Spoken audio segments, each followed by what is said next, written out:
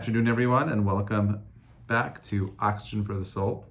This week's perasha is Parashat Mishpatim, and we have a lot to uncover in today's talk. Okay, so first of all, I hope those of you that are traveling are safe, and those of you that are near are warm and comfortable. It's having some very cold weather here today, and it's been cold across the whole entire East Coast. All right, so let's just try to put this parasha into perspective. Parasha begins with us understanding and learning a little bit about these new laws that were placed before Bnei Israel. Parasha begins with Ve'ele ha-mishpatim asher tasim lifnehem. These are the mishpatim, are the judgments that you shall place before them. Okay, now let's again. The context of this parasha is like this. We just finished Parashat Yitro. We just had Aseret HaDibrot. We just learned about God coming down and teaching us the 10 Commandments. The Jewish people have this kind of clarity where it's super clear that there is a Borei Olam, there is a creator, there is someone who is guiding everything in history, and he's intimately involved with us. How do I know that? It says, Anochi Hashem Elokecha asher hotzeticha me'eretz Mitzrayim. I am Hashem your Lord that took you out of the land of Egypt. Why not Anochi Hashem Elokecha asher barat haolam, I am Hashem your God that took you out of the land that created the world? Because even though creation is more impressive than Yetziat Mitzrayim, but what Yetziat Mitzrayim, the Exodus, is teaching us is the idea that God is intimately involved in my life, that He was there with us when we were in the slave pits of Egypt, that He is intimately involved in every aspect of our reality. He's not just a creator that creates and left. He's a creator. He's the God of history involved in every aspect of it. So we have these beautiful, profound Parasha of Yitro, God giving us the Torah, giving us the clarity about His existence, sharing His message. And then we walk into this week's Parasha. We have to ask a couple of questions. First of all, Parashat Mishpatim is really just a Parasha of a lot of civil laws. And while the civil laws are important, would that be the natural transition from the parasha of God revealing Himself to the Jewish people, and this parasha of just civil laws? Like, if I was writing this book, if you were writing the story of God meeting the Jewish people, and then afterwards you have a new chapter telling us something new, that information that would be shared in that chapter would not be a chapter about civil laws. I would argue that chapter would be about spirituality, about holiness, about achieving a level of saintliness. But no, these laws are very, very, what may seem somewhat mundane. And the question is why? And then, in addition to that, this parasha begins with ve'ele. The letter vav always means to join something from before. And now, I don't know about you, but when I went to school and I was learning grammar, one of the first lessons I remember my teacher teaching me is that you never ever start a sentence with the word and. And these are the laws. Ele, not ve'ele, just ele ha-mishpatim. What is the letter vav doing there? Ve'ele ha-mishpatim, and these are the judgments. Kol makom shenemar ele, this is what Rashi tells us. Anytime the Torah uses the word ele, pasalat rishonim, it rejects that which came before. Ve'ele, but the word ve'ele, and these, mosif al rishonim, it comes to add on that was stated previously. And therefore, ma ha-rishonim misinai, just as those which were stated before in the 10 Commandments were from Har Sinai, from Mount Sinai, af elu misinai, so to these commandments, these civil laws, which may sound like, oh, these are basic laws you'd find in any society, anywhere, right? No, these are not just random governmental societal laws. Just like the laws at Mount Sinai were pronounced by God, these laws that we're going to see together are also from Mount Sinai. And we're going to double click on some of them to understand them. So that's one explanation. The Ve'ele is that making a connection that just like those are the commands in Sinai, these are the commands that are from Sinai as well. I'm going to say more than that. Ve'ele also includes those things that are not mentioned at Sinai, meaning there's certain laws that you don't have to express, like common courtesy is not a law. Etiquette is not a law, but these are things that are there. The idea of being sensitive and kind are not things that you can prescribe via law, but these are part and parcel of being a good person. Being a mensch is not, there's no halacha that says you have to be a mensch. But we know that being a mensch is crucial to being someone who's able to serve Borei Olam, to serve God. Well, I want to get to this next part in Rashi over here. Rashi is our best friend, and he says something very profound over here. He says, "Asher tasim lefneihem." What is this idea that you should place it before them? Amar lo HaKadosh Baruch Hu Moshe. God says to Moses, "Lo ta'aleh al dadcha lomar." It should not occur to you to say, "Esheneh lehem haperek v'halacha shtayim o shlosh pamim." I'll teach these chapters of law to them 2 or 3 times. Ad shtiyeh sedura b'fiyem k'mishnatna. Until it is set in order, until it is set in order in their mouths according to its format, until they memorized it. But I'm not going to trouble myself to make them understand the reason of the matter and its explanation. Therefore, it states, Asher tasim lifneihem. You shall place it before them. How? Keshulchan aruch umuchan lachol lifnei adam. It should be placed before them like a set and prepared table where people are ready to eat from it. What an interesting, analogy over here. Let's explain. Okay, so Pasuk is telling us, Ve'ela Mishpatim asher tasim lifneihem. What do you mean you got to place it before them? You're telling me already, Ela Mishpatim, these are the laws. Tell me what the laws are. Now you got to tell me, you got to place it before them, but this is an instruction from God. God is saying, if you're going to go ahead and teach them these commandments, if you're going to teach them these laws, how are you going to teach it? Teach it in like you would set up a table. Now, I don't know about you, but when I go out to eat, I want there to be fancy presentation. I want there to be nice dishes. I want to see, I want the bread to be organized nicely. I want the food to come out pretty. When the food is placed on my plate, I want there to be some kind of color coordination between my vegetables and my protein and my carbohydrates. I want it to look fancy. That's why I'm spending a lot of money when I go out to eat. When you're going to a set table, it's designed to do what? To entice you. It's there to help you enjoy the food that you're about to eat. Now, God's telling Moshe, hey, you know what? You're about to go ahead and serve the Jewish people these laws. Don't teach it like any other laws. Teach it to them in a way that's going to make it enticing. Teach it to them in a way that's going to make it more palatable. Now, my question is, why did Moshe have to do that? Why did Moshe have to be told, according to this Rashi, to go ahead and make it more enticing? Isn't this like an obvious duh? Like, of course, this is what Moshe should do. Any teacher, any educator who's going to teach their students information shouldn't be teaching it to them as just a raw information. They should be teaching them the information in a way where it's palatable, where they can assimilate it and make it their own. But I think this is an important idea. You see, you may think that these civil laws are just not really relevant in the same way that the more spiritual laws are, like the 10 Commandments or the other laws in Judaism. But I think what Rashi is teaching you over here is that Moshe, don't think that these laws are not important to God. These laws are just as important. And in the same way, you'd go out of your way to teach them the most sophisticated, the most complicated laws that are in the Torah, the civil laws like lending money, caring for your slave, providing for an orphan, caring for a widow, caring for a ger, are just as important, if not even more important than the other laws. Why? Because there's a hierarchy of relationships. The hierarchy of relationships in Judaism goes like this. You have something called ben adam le'atzmo, the relation to man and himself. You have something called ben adam le'chavero, a relation between man and his fellow man. And lastly, ben adam le'makom, between man and God. Now, if you're unable to have a relationship with the self, very difficult to be able to relate to humanity and the people around you. If you're unable to build a relation with people, you certainly are going to have a hard time building a relationship with Borei Olam, with God.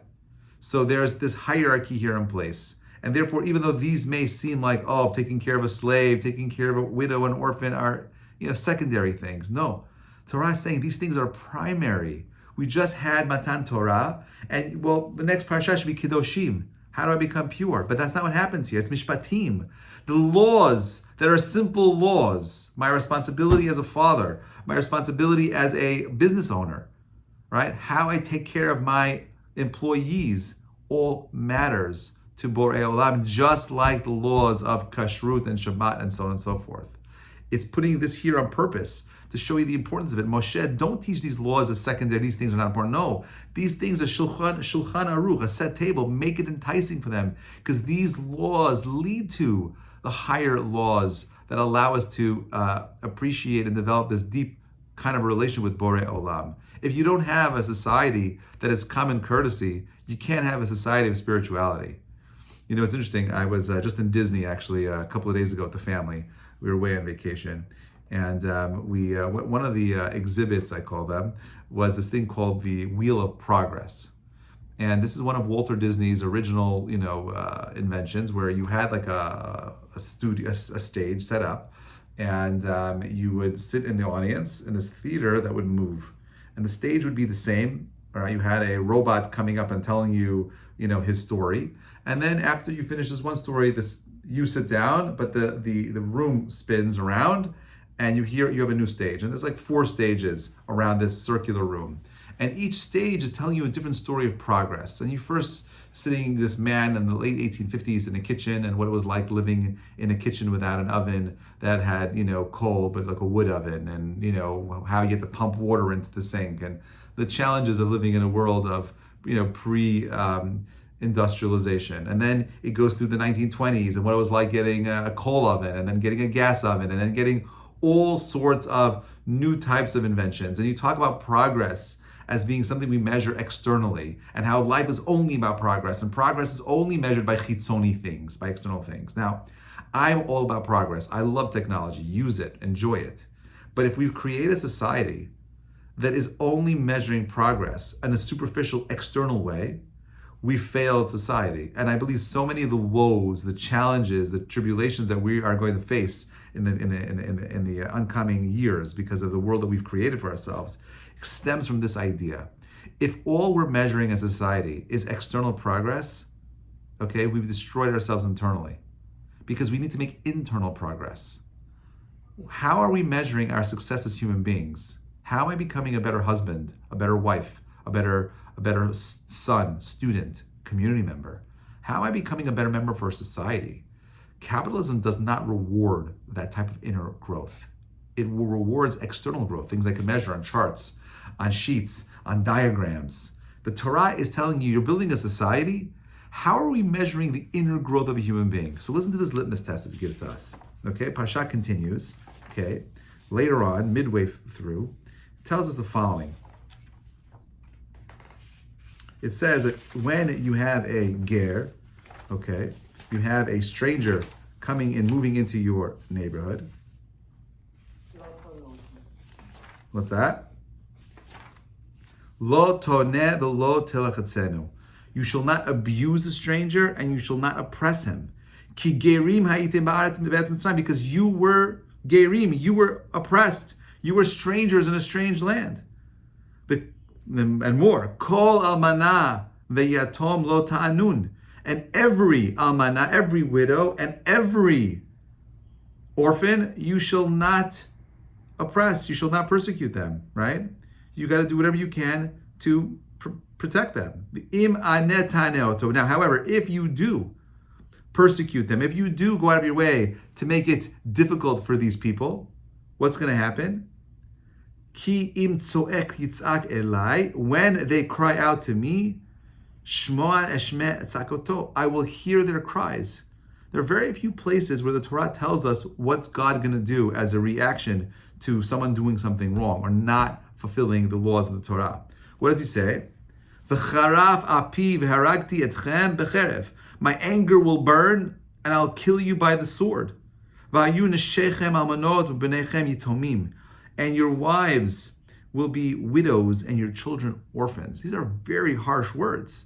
So the Torah is telling us that we have a responsibility to care for the stranger, the ger. We have a responsibility to care for the orphan and the widow. Okay? We should not oppress them. And in addition to that, it says that if we are unable to properly care for these people, what's going to end up happening? God's going to go ahead and persecute you. You'll be destroyed by the sword. Your wives will be widows. Your children will become orphans. This is a horrible, horrible, position to be in. Okay? So I want to say it like this. what's this idea of being sensitive to the ger? What's this idea of caring for the orphan? You see, of course I need to care for them. Of course we need to be proactively working for a society that it creates justice. But what we're saying is like this: in a world where people are bullied, in a world where people don't have people supporting them, okay? This pasuk is about standing up for those who are weaker. This verse is about creating a society where we care about those people that are unable to care for themselves. Because this pasuk does nothing, it's not only about the ger.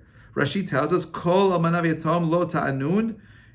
That is talking about everybody, every single person, right? This is talking about every person who is weak, every person who is in a situation where they cannot be cared for. If you persecute those people who don't have the voice, don't have the strength, God's coming after you. But he doesn't want to come after us. He wants us, he's just warning us, saying, guys, if you create a society where we are not caring for the people that are weaker, the people who need the help, the stranger who does not have anyone standing up for them, right? That is a world that is going to destroy itself. We need to create a society where we remember the world that we came from. What was the world we came from? We came from a world of Yetziat Mitzrayim. We came from a world where we were unable to protect ourselves. Who was there to stand up for the Jewish people in Egypt? Who was there to protect us from the taskmasters of Egypt, the whips that were striking the backs of our ancestors? The answer is there's no one there but God. Borei Olam. If God did not come down and take us out of Egypt, we would still be slaves to Paro in Mitzrayim. So what is this pasuk about? These verses are about recognizing that we have a civil, moral, ethical, spiritual responsibility to care for those people who cannot care for themselves. Now, we live in a culture that talks about all kinds of challenges. We talk about people who have been victimized, and all too often people mistake victimization for hardship. And this pasuk is not doing that. We're not talking about the widow as a victim and the orphan as a victim. Yes, they have hardships. And in Judaism, there's two perspectives. There's this perspective of us witnessing the challenge of a victim, and then there's the hardships that we go through. Meaning, if God forbid I was an orphan, I'd see that as a hardship, okay, and not as a victimization.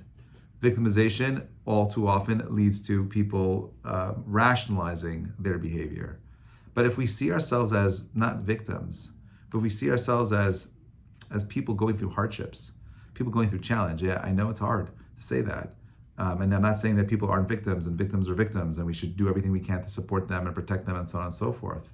But if we're going through the challenge within ourselves, we could either allow ourselves to just have that status of being the servant who was abused in Egypt and being stuck in that reality, or we have the power of recognizing that I can't change the past. I realize I was in pain, but now I have a responsibility of moving forward. I have a responsibility of taking care of those people who can't take care of themselves. I have a new mission for myself. I have a mission of getting up and standing up, being an advocate for those people who cannot advocate for themselves.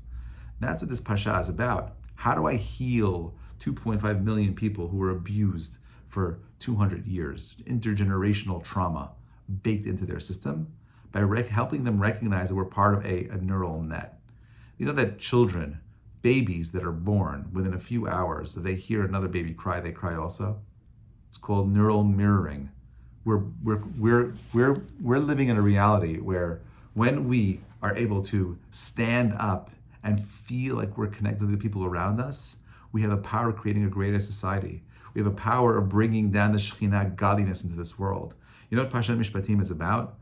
Parashat Mishpatim is about the power of creating a society that cares for one another, being the precursor to bringing down God. How do I know? Pasuk in Yitro says, when God came down, it says, V'yachnu sham, right?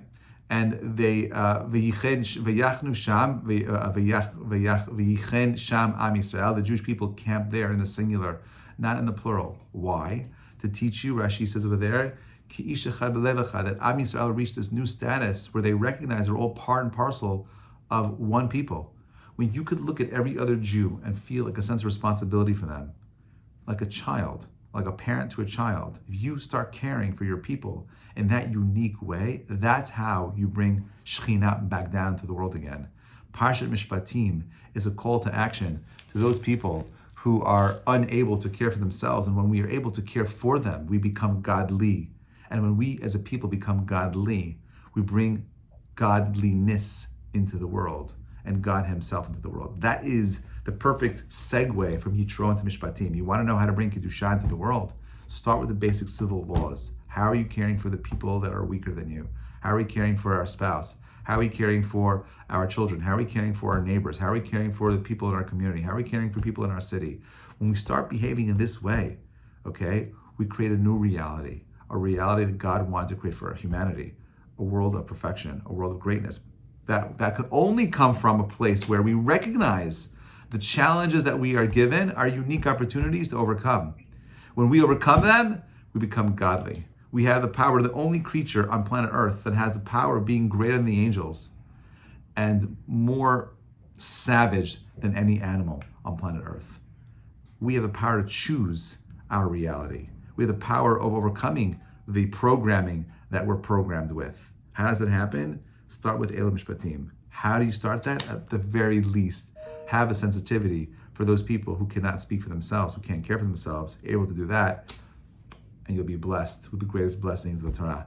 Wishing you all a Shabbat Shalom, a Shavua Tov. Should be a weekend of warmth, of health, of success. A weekend where you're able to reflect on this idea that you are a greater than the greatest angels that exist in the universe, that you have the power of bringing godliness down to the earth by doing the small little things, the civil things, caring for God's creatures, caring for society, caring for humanity. You're able to bring godliness into that reality. Shabbat Shalom, everybody. Thanks for listening.